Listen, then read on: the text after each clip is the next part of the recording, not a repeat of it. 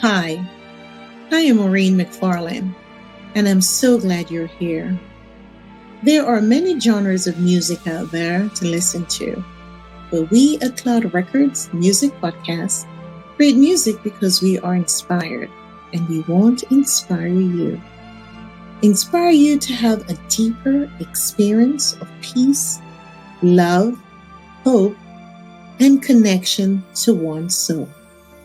Come along with me and experience the most beautiful and enjoyable music experience that will touch your soul. At the end of our conversation, we'll want Cloud Records LLC music as part of your music library. Welcome to Cloud Record Music Podcast 7 episode. For all the music lovers of soul music, you are in for a treat. I'm about to engage in a deep and intimate conversation with Chris Rizik, entrepreneur, investor, and founder of SoulTracks. Join us. Chris Rizik is the founder and publisher of SoulTracks. SoulTracks is the leading online resource dedicated to classical and modern soul music. From its inception in 2003, SoulTracks has been designed to provide useful information and updates on the greatest classical soul artists and to introduce readers to the next generation of music singers. Chris began building the website in his kitchen with one of his 4 children on Memorial Day weekend 2003 to hold the transcript of his soul music biography show he was broadcasting on XM satellite radio. What began as an hobby turned into a passion, and SoulTracks has expanded over the years to include thousands of pages of biography, news, and review, and it has developed into the most popular online magazine for soul music lovers. It has also attracted some of the most knowledgeable and passionate writers about soul music in the world, making it the complete bridge between classic and modern soul. SoulTracks include artist biographies, music news and reviews, and first listeners to some of the newest music available, as well as regular CD giveaways, free song downloads, and special offers. SoulTracks is currently the most popular soul music website in America. Now, I'm excited for you to hear my captivating conversation with the amazing Rick Raskin. At the end of the conversation, I hope I Am Strong by Capathia Jenkins and There's a Time by Valerie V. Gay and Garrett V. Morgan will be part of your music selection. Welcome, Rick. How are you? Welcome to Cloud Record Music Podcast. Thanks. Great to be here, Maurine. Yes, I'm so excited to have you here. One, because I'm such a fan of SoulTracks. And of course, I want our audience to learn more about it. So please tell us, how did you come up with the vision? When? How did it all begin?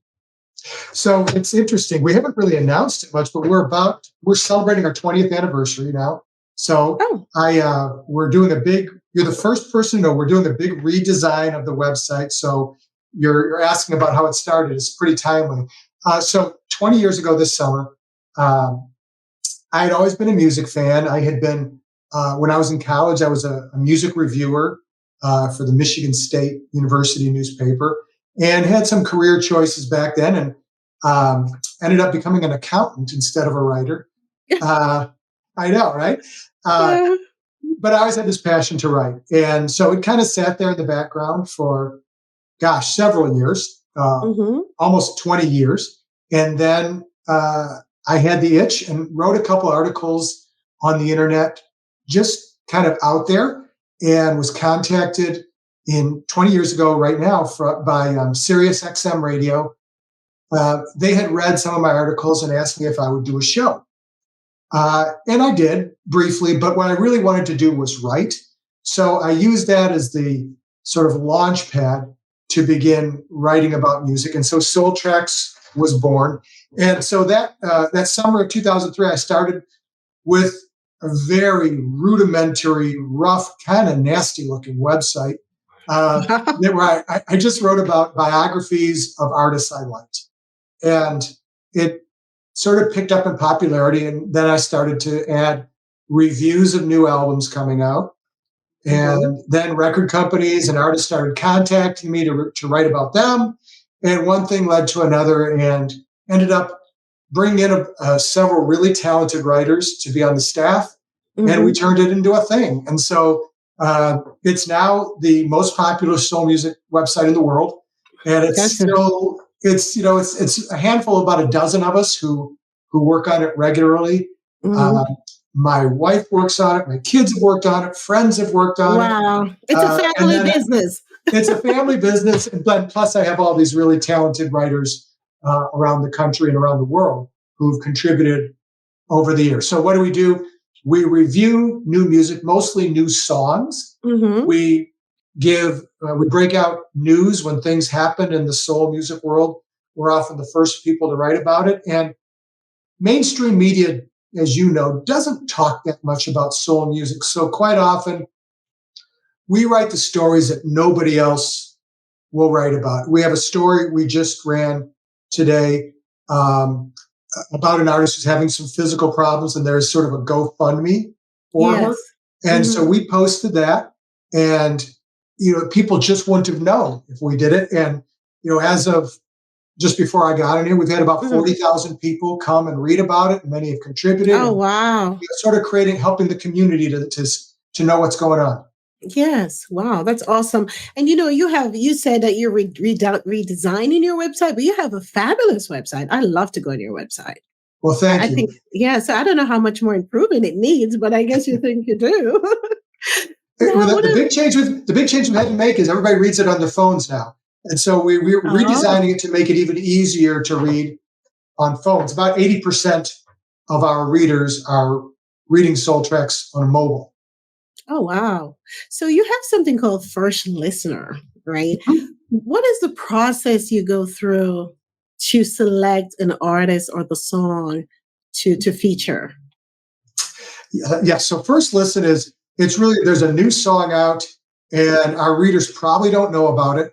And so we post it along with a short review or maybe some background on the artist if it's a newer artist. And we do a couple of those every day.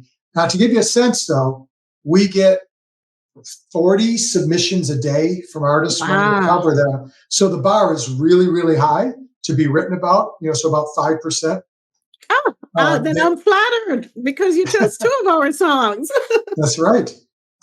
So it's a long process here. We get all these submissions every day. And one of our staff writers, Melody Charles, she and I take turns screening what comes in. And then ultimately we will pick the songs we're going to write about and then assign it to any of our writers. And then, we have this steady flow of first listens that come out. I know a couple of the songs you've written have been on there. Yes. Yeah. Wow. Yeah. We're just so thrilled, which is, and I'm not sure what your memory has, but you're choosing a Capathia Jenkins song, I Am Strong. And that's like a crossover song. So I think, and it's powerful, but the one that was on the edge, maybe or maybe not, was There's a Time.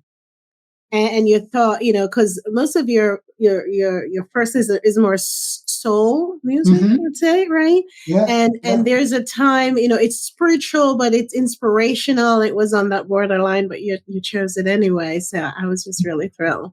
So, I remember both of those. And I would say both musically were kind of on the edge for us as far as whether they were soul, but both had such powerful messages that we wanted our readers to see it. One of our goals with the site is, if you look at the things that we cover, it's not just, does it have a nice beat and you can dance to it? It really is, we're trying to express messages of love, expressions of strength, of spiritual nature.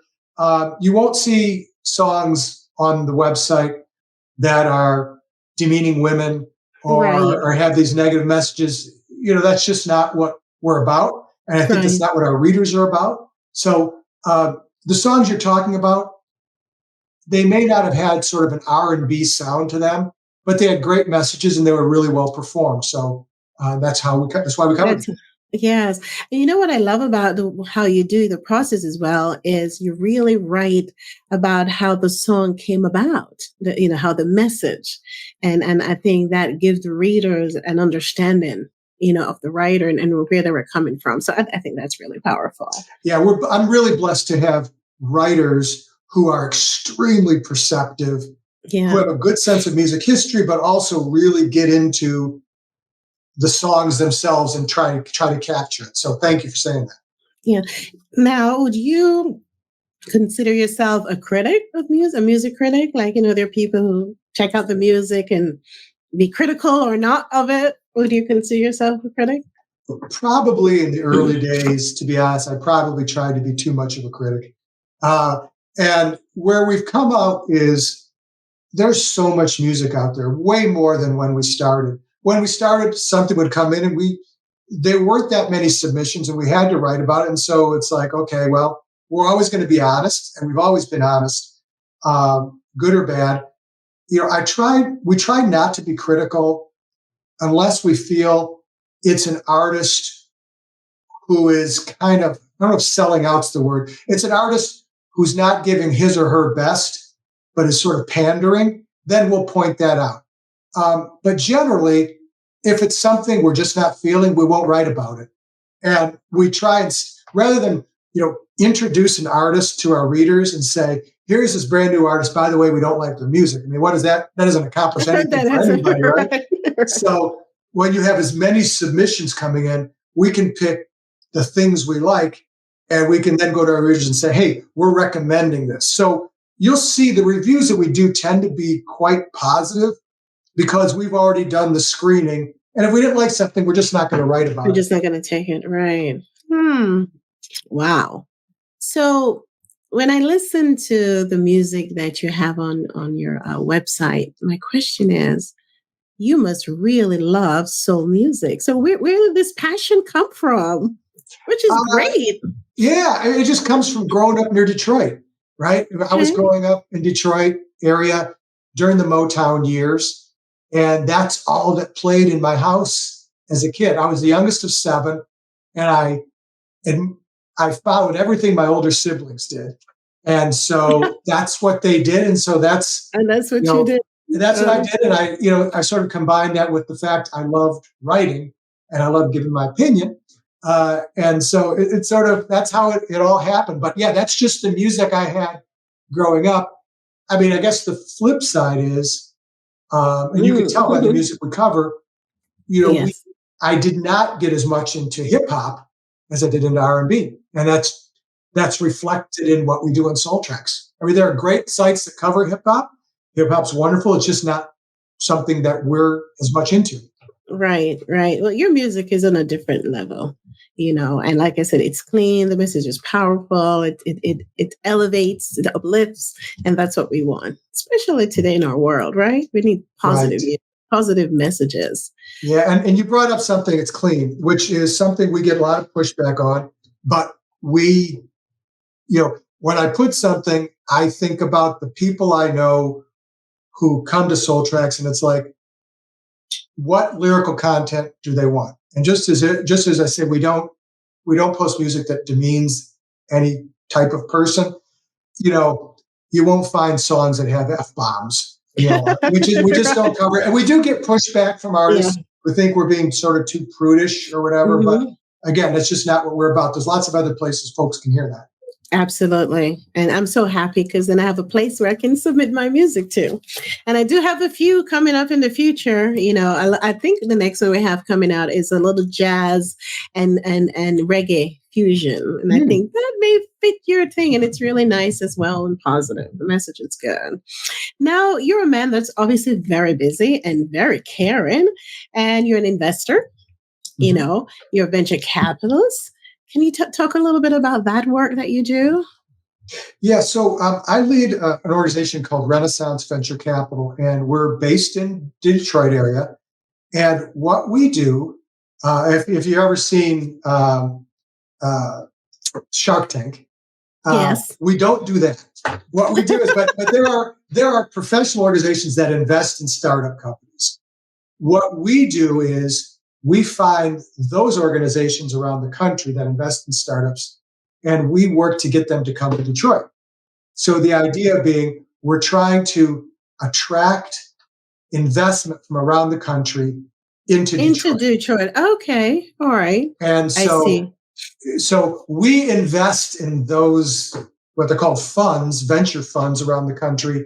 And one of the conditions of us investing in them is, okay, you got to now come to Detroit and help startups in Detroit. So we have a social mission to what we do, but we're also trying to make sure everybody makes a really good living doing this. So, we're there. We try to show you don't have to sacrifice making money to do work here.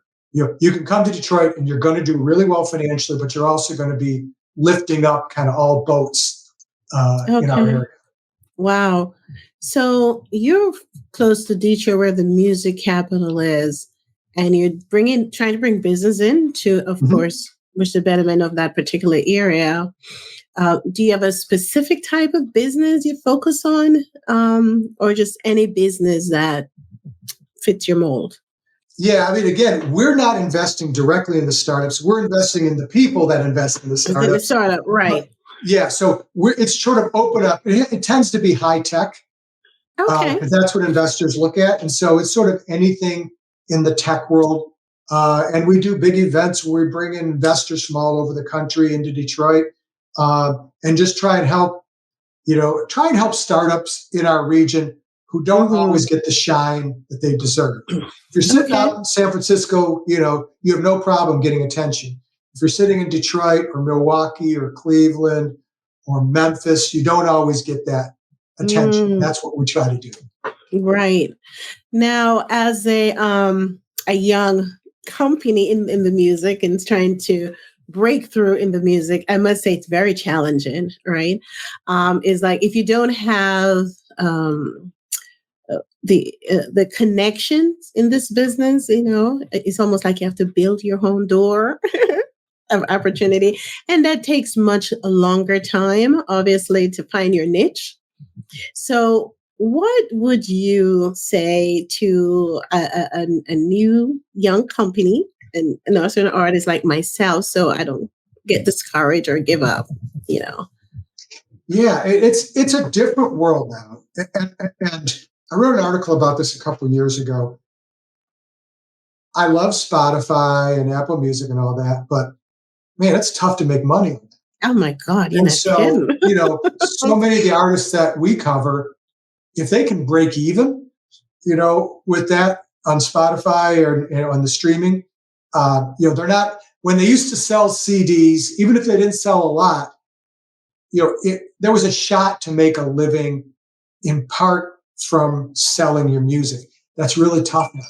And so the thing for a young company or a young artist is, okay, the first decision is, do I want to make a living from this, or do I want to scratch an itch, and get my music out there, understanding I may have to do this nights, weekends, and spare time and make a living, doing something else, which is basically what I do, right? I've got my day job, and I'm doing SoulTracks and SoulTracks nights and weekends, and you're doing it too. So that's sort of the fundamental decision, and it affects everything you do. If you decide, okay, I'm going to keep my day job and I'm going to do this, I'm going to do this on the side, that gives you more flexibility, I would say, as an artist or a company to test out things, do what you want to do, knowing it's going to take a longer period to get to the end point, because you're not relying on that to eat. Right. Yeah. But if you say, no, I'm all in, I want to make a living off this, it causes you, I think, to make other decisions where you've got to get somewhere quicker, and probably puts a lot more pressure on. If I said today, I'm going to stop doing my day job and I'm going to do SoulTracks full time, that would put some pressure on me to do some things with SoulTracks that would be more focused on making money than on scratching my itch. I got you. And it's the same thing for artists. So if you're an artist, you got to make a living off this. The question is, do you have to alter your music to be more popular as opposed to aesthetically what you're looking for? Do you have to market yourself in a different way in order to get a quicker response? I don't know. There's not a right or wrong answer. It's different type of decision and a different time frame to get it done, because the idea of making money off of streaming isn't available to 90-something% of artists. When you hear about, there's 100,000 new songs that are released every week. I know. It's really tough. So with all that said, how do you make a career? And it really is looking at all the different aspects of your artistry, your marketing, how you reach fans, how you monetize, your career, touring, merchandise, and all that. And it's really creating, almost like any startup would, a business plan around what you're doing. And part of it is figuring out, can I accomplish my goals, my personal goals, my career goals with this plan? And, it gets back to the original decision. Do I keep my day job and do this, keep doing this on the side, perhaps forever, but perhaps until I can grow it enough that it can become my main? Yes, it's I know I have to keep my day job because just trying to get the music out there is so expensive. Mm-hmm. And I have made a lot of misstep as new in the business. People come and they said, oh, we can do this. You put a lot of money out and it just doesn't happen. And so I know it's I have now come to believe that it's not going to happen overnight. Mm-hmm. And that I have to keep plugging along and until it happens. But in terms of the streaming, you are right, it's horrible. And then of course would like to get to the place where artists may be performing, like I said, on the weekend, and maybe we can sell CDs that way. Yeah. You have to find so many ways in which to promote your business, and it takes a lot of money. Oh my goodness. Yeah. It's a lot. But I'm so committed to putting out good music, positive music, that I guess I'm going to have to work 2 and 2 drum on the side until some breakthrough come, right? Or we have an opportunity where maybe somebody see this podcast and say, well, come and have this person perform here. Somehow, I just believe one day the door will open. Mm-hmm. So I'm just going to keep at it. You know what I'm saying? Absolutely. Yeah. So I'm excited to present the next song that we have to you. Now, can you tell our audience, because it could be somebody who wants to submit their music to SoulTracks, how can they reach you? So the best way to submit is to email us at info@soultracks.com. And if they want to submit music, what I suggest is send either an MP3 of the song or someplace we can hear it, maybe it's YouTube or whatever, your biography, and a really good photo that we can use. And I actually wrote another article about the best way to submit music, and it sort of has tips because we're getting 40 submissions a day, and there's lots of sites like ours that get it.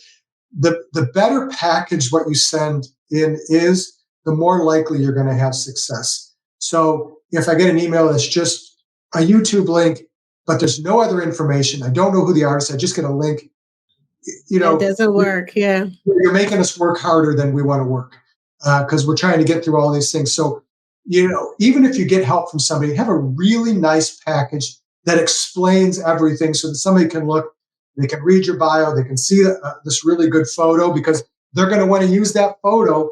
If they do a story, that's going to be the photo that's going to be up on the page. So you don't want it to be like a blurry picture of you on a couch in your living room. Mm-hmm. You want it to be a really nice photo. It's going to be right next to the article that we do on Angie Stone or, whomever, who are professional photographers. So you want it to look good. So the best way to do it is to have a really nice package, send it in, and, hopefully it's all good enough that we screen it, and it makes the cut to get on the site.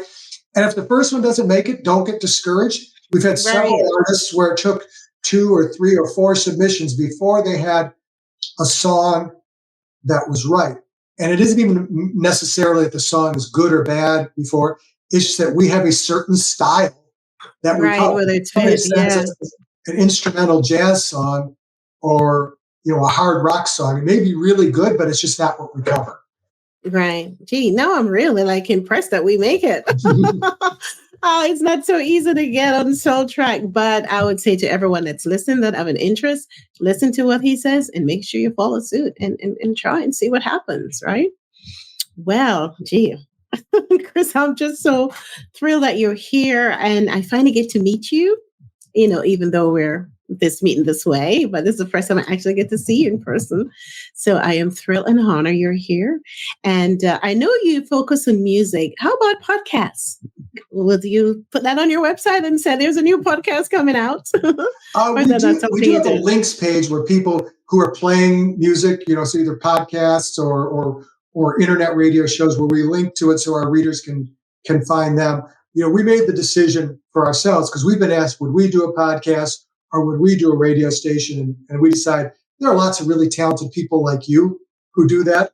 We'll stick to what we do, but we do have links page where we link our readers so they can find lots of great folks out there working on podcasts or radio stations. Well, I will send our link to you so you can accept that. So I thank you.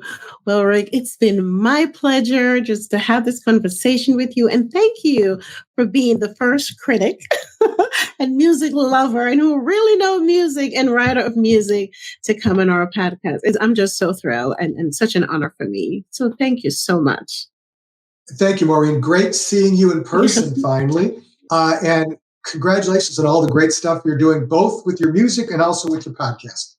Thank you so much. And again, guys, make sure you check us out, like us, and do share us at Cloud Records Music Podcast. Thank you, everyone. Goodbye. And we'll see you soon. Rick, we'll talk soon.